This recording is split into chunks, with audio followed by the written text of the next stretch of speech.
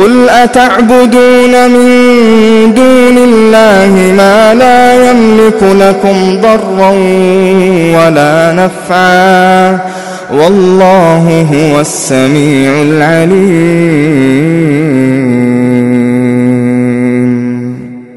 کہو کہ تم خدا کے سوا ایسی چیز کی کیوں پرستش کرتے ہو جس کو تمہارے نفع اور نقصان کا کچھ بھی اختیار نہیں، اور خدا ہی سب کچھ سنتا جانتا ہے۔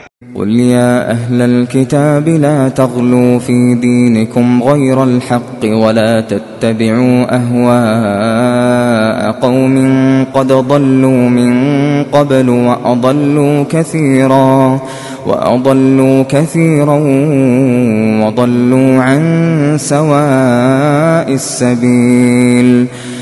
کہو کہ اے اہل کتاب اپنے دین کی بات میں ناحق مبالغہ نہ کرو اور ایسے لوگوں کی خواہشوں کے پیچھے نہ چلو جو خود بھی پہلے گمراہ ہوئے اور بھی اکثروں کو گمراہ کر گئے اور سیدھے رستے سے بھٹک گئے۔ لعن الذين كفروا من بني إسرائيل على لسان داود وعيسى بن مريم ذلك بما عصوا وكانوا يعتدون۔ جو لوگ بنی اسرائیل میں کافر ہوئے ان پر داؤد اور عیسیٰ ابن مریم کی زبان سے لعنت کی گئی، یہ اس لیے کہ نافرمانی کرتے تھے اور حد سے تجاوز کیے جاتے تھے۔ كانوا لا يتناهون عن منكر فعلوه لبئس ما كانوا يفعلون۔ اور برے کاموں سے جو وہ کرتے تھے ایک دوسرے کو روکتے نہیں تھے، بلا شبہ وہ برا کرتے تھے۔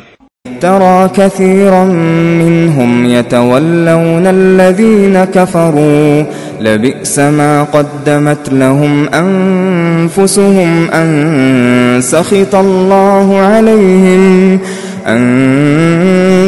الله عليهم وفي العذاب هم خالدون۔ تم ان میں سے بہتوں کو دیکھو گے کہ کافروں سے دوستی رکھتے ہیں، انہوں نے جو کچھ آگے بھیجا ہے برا ہے، وہ یہ کہ خدا ان سے ناخوش ہوا اور وہ ہمیشہ عذاب میں مبتلا رہیں گے۔ وَلَوْ كَانُوا يُؤْمِنُونَ بِاللَّهِ وَالنَّبِيِّ وَمَا أُنزِلَ إِلَيْهِ مَا اتَّخَذُوهُمْ أَوْلِيَاءَ وَلَكِنَّ كَثِيرًا مِّنْهُمْ فَاسِقُونَ۔